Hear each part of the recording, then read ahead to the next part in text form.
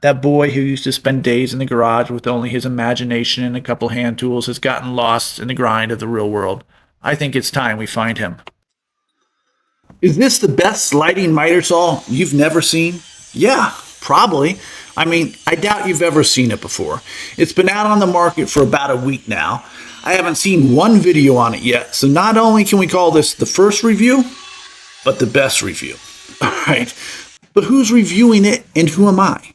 I'm you, or probably a lot of you. I'm a budget woodworker, a hobbyist. I work from my garage. And yes, it has some arcade machines in it, but I got them on a budget too, 50 to 60 bucks, broken and battered. I don't spend my money. I save my money. Budget doesn't mean cheap. Budget means money wisely spent. For me, budget is a perfect balance of money, quality, and necessity.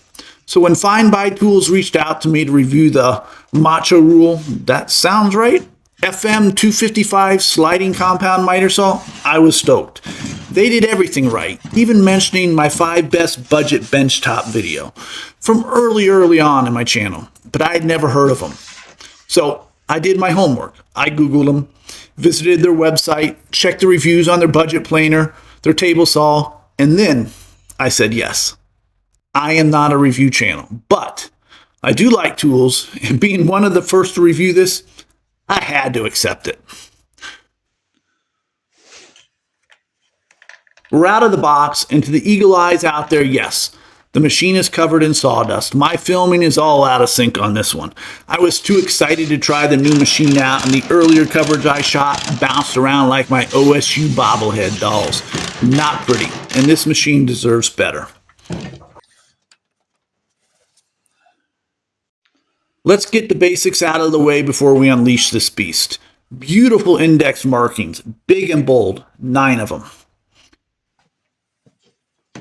Push the big button and slide. Pull the lever and lock.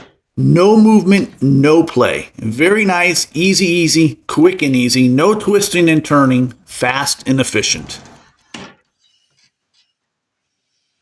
The back fence, tall, looks like 3.5 inches or so.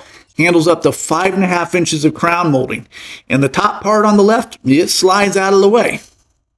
Again, big bold markings, both imperial and metric, so English on both sides of the pond. Let's pull it in tight, and not sure you can see that, but level. Straight edge is perfect going across. The only gap at all is on the plastic throat. That's not going to be an issue. And those markings on the fence look to be perfect as well. I mean, not that I'll ever use them, but they're spot on. I pull out the second best speed square that Harbor Freight has to offer, and look at that. Perfect 90. Now, let's pull the best one they have to offer, and perfect again.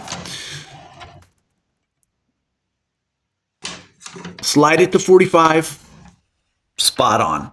The extensions. Love these things. They flip up in a little wing nut, tighten it, and they lock in place. And the honeycomb look carries over from the side of the machine. Absolutely gorgeous.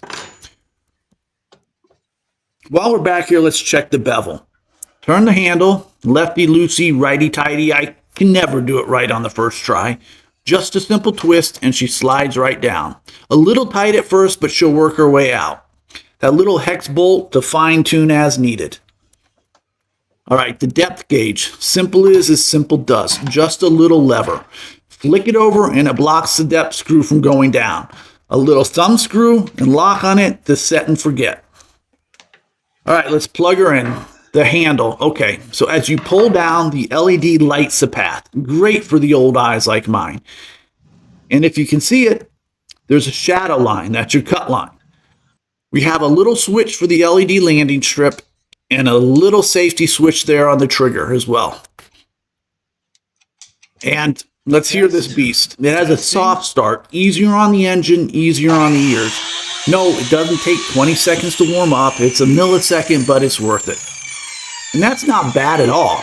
The bottom line is it's quite soft for 5,500 RPMs.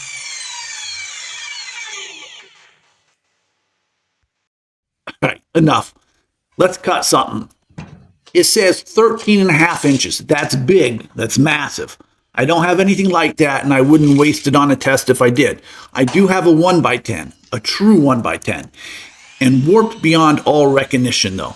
So, go big or go home.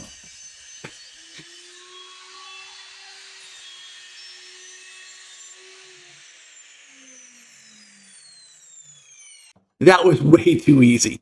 I love this. And it's straight out of the box, straight out of Compton.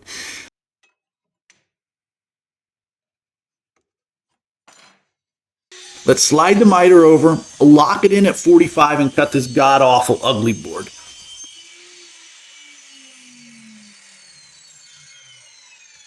Again, easy, perfect. All right, the bevel's next. Easy peasy. Fingers are getting a little numb at this point. It's cold out here, so I'm moving as fast as I can, and yeah. All right, I didn't want to show you this, but I guess if it saves one of you from doing this, it's worth it. I'm not a professional, nor do I pretend to be one, and I'm cold. I'm moving fast, and I forgot that I'm playing with power. I went too fast, and the one thing that is actually in the manual, I screwed up on. The sliding fence. I talked about it in the beginning. I forgot to slide it back and out of the way as I prepared to cut the bevel, and the blade bit the fence. I saw it as it happened, and it didn't register. I stepped back and regroup, then slide it out of the way and cut it. And still perfection, even after the nick on the fence. Now, I don't like bevels on the miter saw to begin with. They give me the heebie-jeebies anyway. I much prefer index miters, but we needed to test it. You need to decide if you will remember to move it out of the way or not. I might suggest slide it out of the way to be safe and just move it in as you need it. Then back out instantly. Mine will stay out all the time going forward. I know what happens when I get moving. Well, I guess now is as good a time as any to try the new blade. When FINDBUYTOOL asked me to review the sliding miter saw, they also sent me one of their pro blades. And the blade, it looks great. 10-inch 40-tooth ATB tooth alternating tooth design for 80% less tear out, 3 times the lifespan, 8 heat dissipating muffled lines, precisely balanced to eliminate vibration. Yeah, great. Does it cut? Yeah, I think it does. No tear out. I mean, not even a whisker out of place on the pine. Nothing. Now, the blade it came with was good. Even after I nicked my fence, it was good. But this is great. I mean, it upgraded the saw in an instant. $38. All right, let's try a hunk of oak. And again, no issue. No slowing, no burn. In the depth, fresh out of 4x4s, let's test the 3.5 height though with a 2x4. And again, it's dialed in straight out of the box.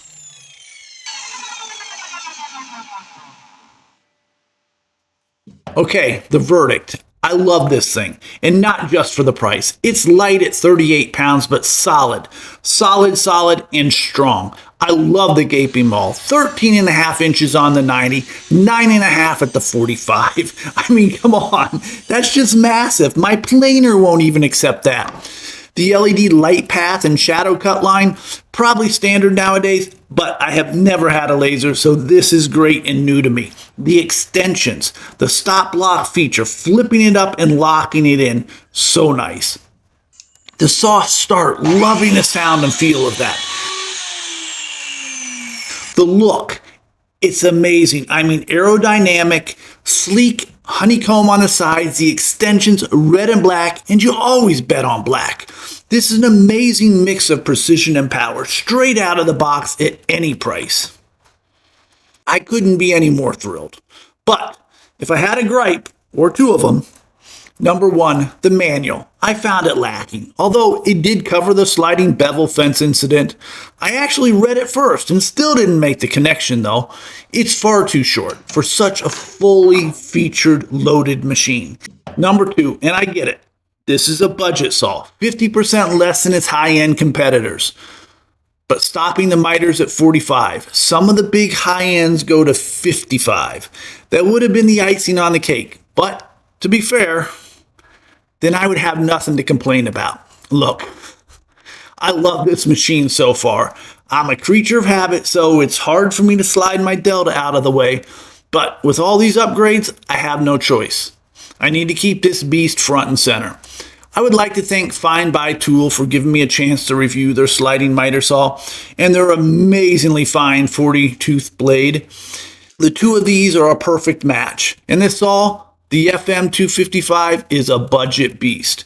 As always, thank you for watching and choosing to spend 15 minutes reviewing with me.